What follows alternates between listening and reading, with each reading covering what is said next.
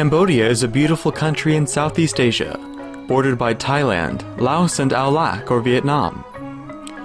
The country is a fascinating mix of breathtaking scenery, simple cultures and traditions, stunning ancient temples, colonial architecture, genuine friendliness, and more.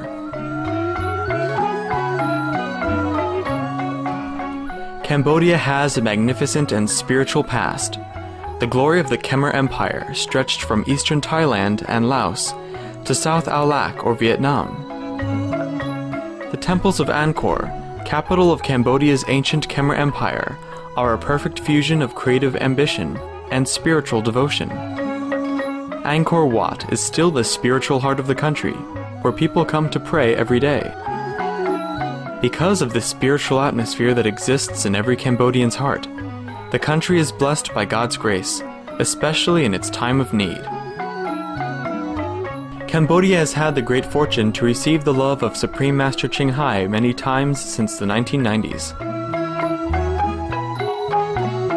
She has provided financial assistance, and association members assisted the Cambodian impoverished war and natural disaster victims. When the country suffered through both a flood and drought season during which crops were destroyed and the shortage of food was severe, hundreds of thousands of Cambodians were on the fringe of starvation. Supreme Master Ching Hai contributed over 6,000 tons of rice, which was delivered quickly to those affected, in a large-scale project called Raising Center.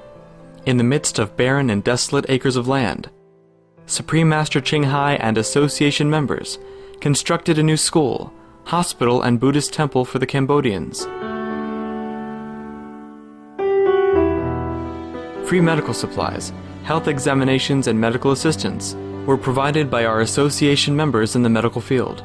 The royal family of Cambodia, including King Singhanuk Norodom, the Queen, and Princess, have expressed their deepest gratitude towards Supreme Master Ching Hai and have invited her to the palace.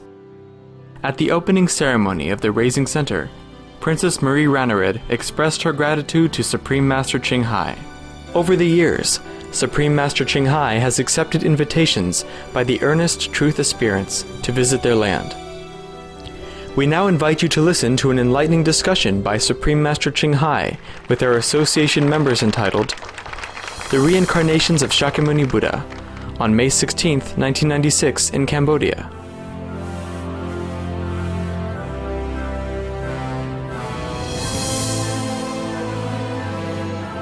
Supreme Master Ching Hai's lectures are not a complete meditation instruction.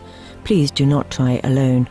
For free of charge guidance, please visit www.godsdirectcontact.org or contact any of our centers near you. Do many of you read the story of 1001 Arabian Nights? Yes? Some of you have, huh? Yes. You remember the witch in the stories? Whenever she wants to create something, she just use some kind of powder, maybe bread, flour, wheat flour or something. And then she just sprinkle it on the floor, like a river-like shape. And then she said, hula, hula, hoop. And then it became a river. And then she washed her hand in there, huh? And then she used the water to cook some concoction and to make trouble for people. Or to cast a spell upon a handsome prince or something, make him become a frog, or something more interesting like a mouse, yes. So in this magical land such as Cambodia retreat, you didn't have to even sprinkle the flour, and then the river just appeared like that. Did you see? Yes, and you have an ocean sitting in front of you, the sea. The Supreme Sea, and that even. One day, just before the golden snail died, many of the snail disciples, the silver snail disciples, came around Her Majesty, the golden snail deathbed, just to praise her, to say goodbye, and to pay the last respect. So many of the silver snail disciples, made a lot of praise. It's just like, wow, we haven't never seen such a beautiful, glorious snail before. Okay. And the other one say, right. And another one make a more glorious statement like, wow, we have never had such a wise snail in our life. And I said that the other one said, yes, yes, yes, yes.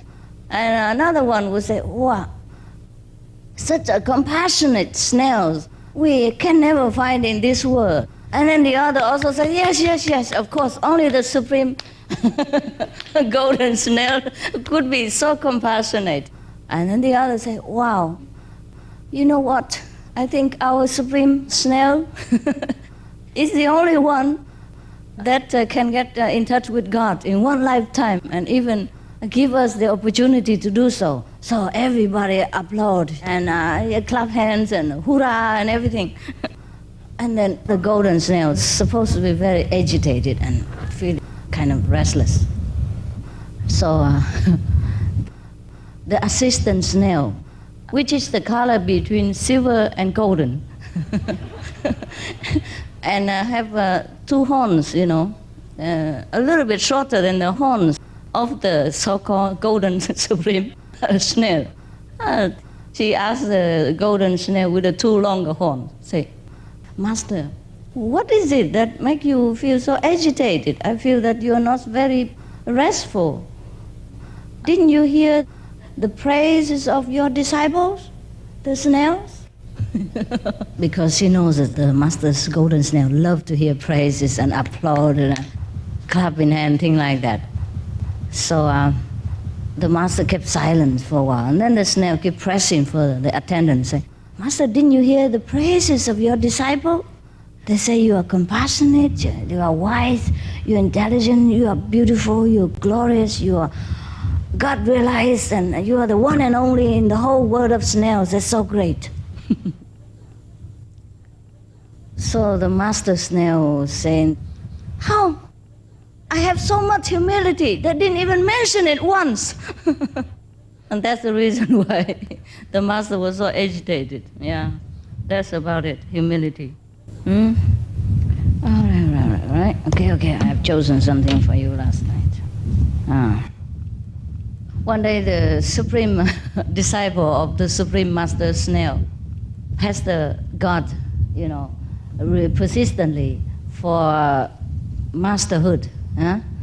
He keeps saying to God, oh God, look here. You are almighty, and there's nothing you could not do. Just give me a mastership, master degree in spirituality. I have practiced for long years already. I have been a vegetarian diet, you know, for so many years. And I have kept the 5 precepts. And I have always prayed, you know, I get up at 4:30 in the morning every day. I meditate until 7:30. And then at night, as soon as I come home, I eat, bath, and meditate immediately again. From 9 to 12. And then I go to bed. And then I get up again at 4:30, meditate, blah, blah, blah. And I go to work and then come back and meditate again. And blah, blah, blah, and sleep. And the next morning get up and meditate again. Okay. Oh, God. God.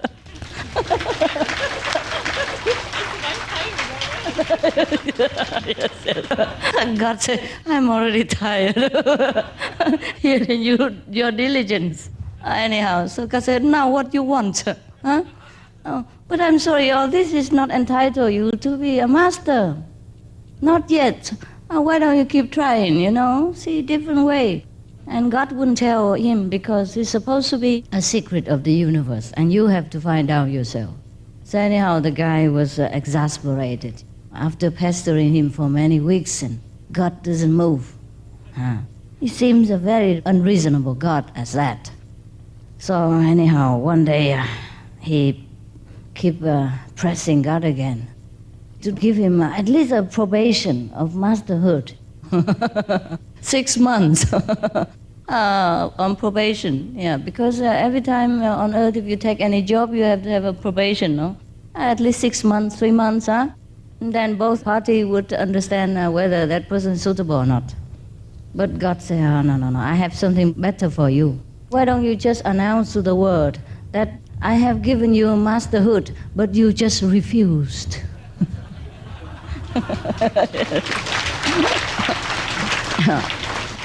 That is more noble, God is clever. He doesn't want to hurt the man, but then he gave him something even better. There was another master when she was born as a golden snail. As she was sitting there with the disciples one day, together with the silver snails and copper snails, metal snails, aluminium snails. There are various kinds of snails according to their inner development. They were talking in the middle of lunch. She had them over for lunch. And suddenly, there was an earthquake. Very, very, very strong. 9.9, you know. So all the snails were running as fast as the snail could. Here and there, up and down, in and out, you know. They just bump onto the table and bump into the glasses, door and everything. It's all very chaotic. And the house of the snails was shaking like this, and all their horns were kind of twisting together. And it was very chaotic. And the earthquake lasted about 3 minutes in these circumstances. And so after the earthquake was finished, everybody went back to their seats and, thanks God, that is over. And the Supreme Master Snail was sitting there with her horn up. They don't have noses, mind you, the snail. They don't have noses, they just have horns. So she just stick her 2 horns up, very long horns. Long and fat horn. Stick in the sky, quiet for a while, until the disciple couldn't bear it no longer. And asked the master, what is it? Because they know every time if the master stick her golden horns up like that, she's about to make a very grand statement or some big lecture or something like that, and how to become Buddha in 1 second, a thing like that. So they were very, very, nervous and expecting. But the master just keeps sticking the horns up and don't say anything.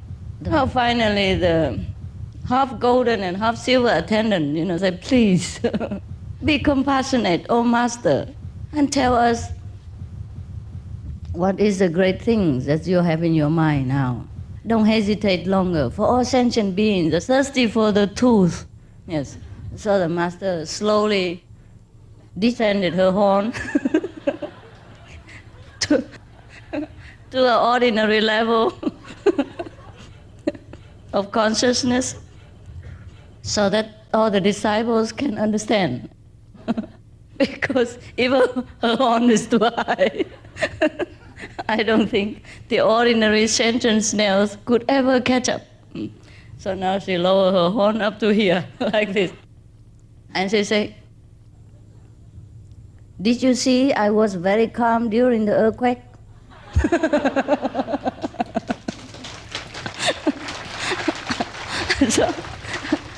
So all the snails said, oh yes, Master, oh yes. And then the master continued further, after a pause, so that people feel more appreciative. Did you see that I didn't run here and there like all of you fool? And then all the disciples, of course, Master. And all their horns clapped together, in unison to praise the master. And now the master snail say, did you see that I calmly sat here, sipping tea while you're running here and there like that? And the disciples say, yes, we saw you calmly sitting here drinking, but there was a soy sauce that you drink. Not the tea.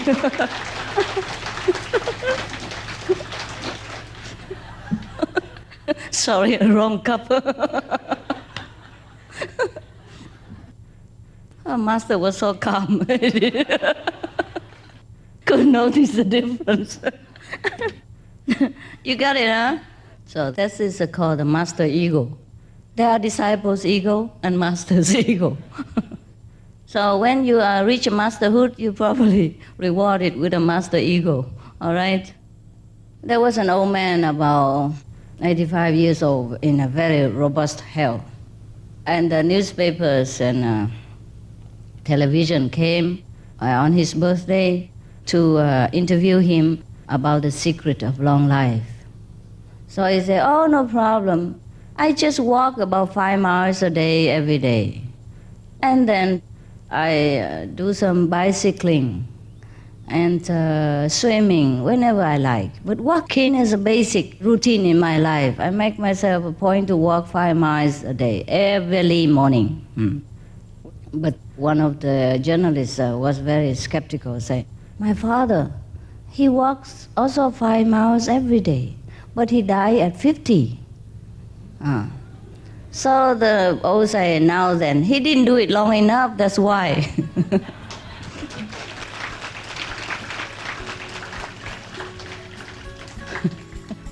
Got it? Okay. He should have done it until 85, then he lived long, right?